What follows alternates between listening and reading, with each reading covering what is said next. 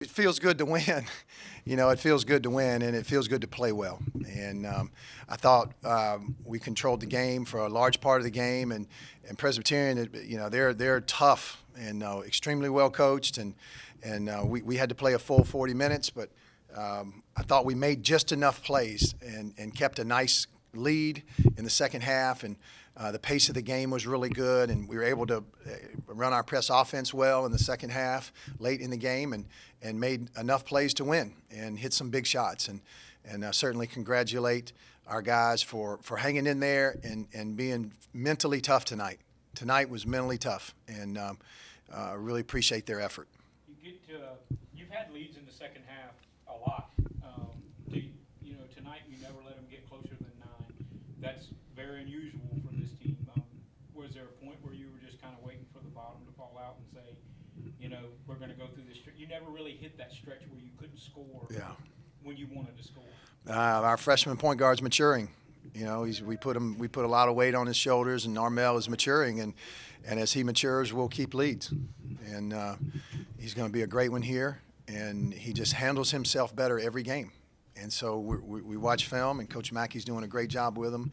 And as we watch film and learn, and he's getting better, and he's the key to our late game.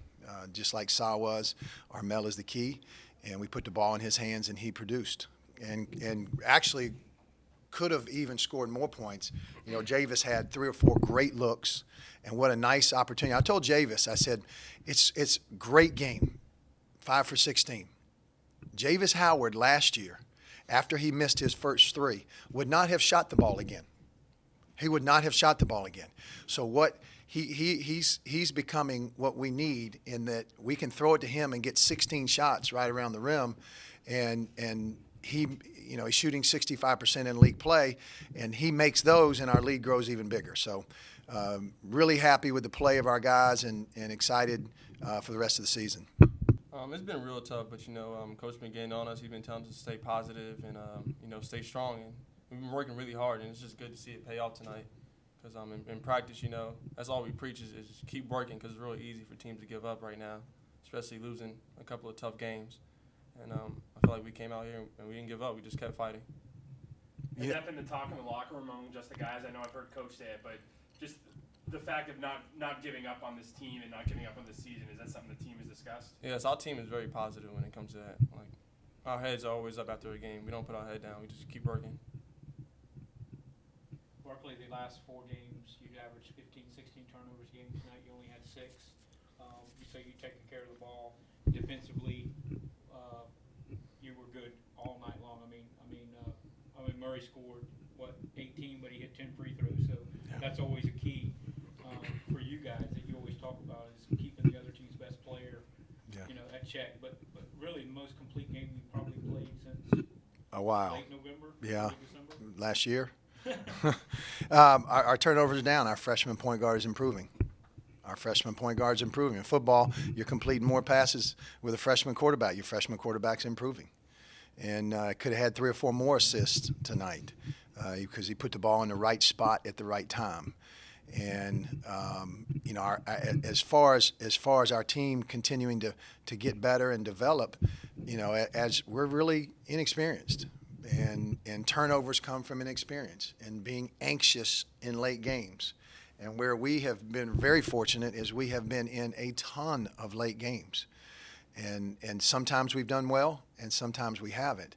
But every time that we've been in one, it's been a learning experience. So tonight our press offense was much better than it was when we played Presbyterian at Presbyterian. Tonight we were able to spread the floor, ISO Armel, and get him to the rim with a shooter in the corner. And it's a lot to take on when you're young and when you're inexperienced. And it's nice to see our guys learning our system and getting better.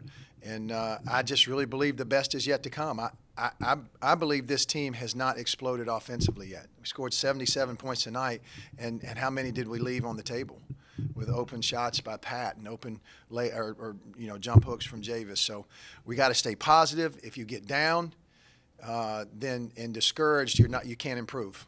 So we got to keep staying positive, and we're coming to the most exciting time of the year. So maybe we can make a run and put a little string together here. But the key is to keep getting better and to stay on our guys with the attitude that we're going to fight and get better and continue to build. How about Ruben King tonight, 13 and 10? I mean, both career highs, and he's really last 3 or 4 games has kind of been what you'd hope he'd be.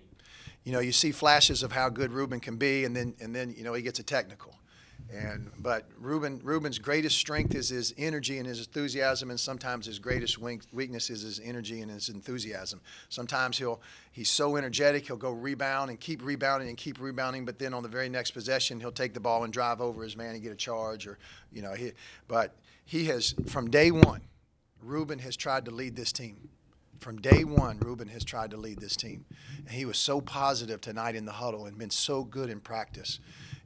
Somebody that owns a business out there, you ought to hire Ruben in about 2 months when he graduates, because he will be an asset to any place where he works. He's just has tremendous character and strength and enthusiasm, and it's been nice to see him grow and put together a double-double.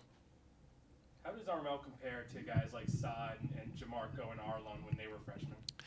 Well, I've been waiting for that question. There's only one Sa Nimley.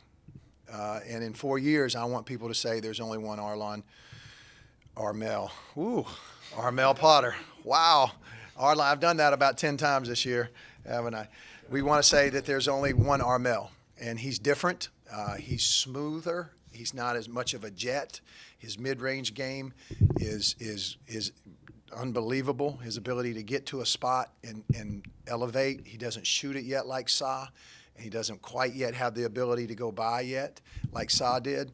But Armel is coming very quickly and is proving very quickly that he's going to be one of the elite guards in the Big South for the remainder of this year and for the next 3 years to come. So talented, but very different than Sa, and has his own strengths. And like Sa, is learning to lead, is learning to use his voice. The last 2 weeks, Armel has used his voice a lot more. And the greatest weapon of a point guard is his voice.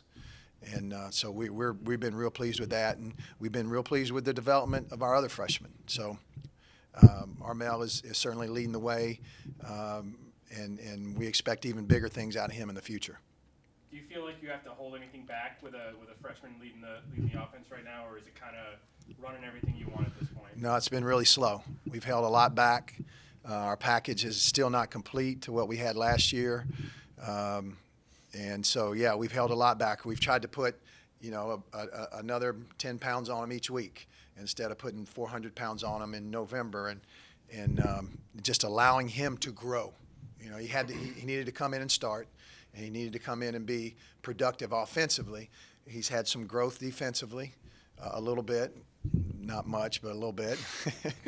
But he's growing defensively, and he's got a potential to be a very good defensive player because he's 6'1" and very long. So we need to continue to put more on him, and I think Coach Mackey has done a very good job of bringing him along and not putting too much on him and burdening him and letting him play free. But we're continuing to grow our offensive package for him.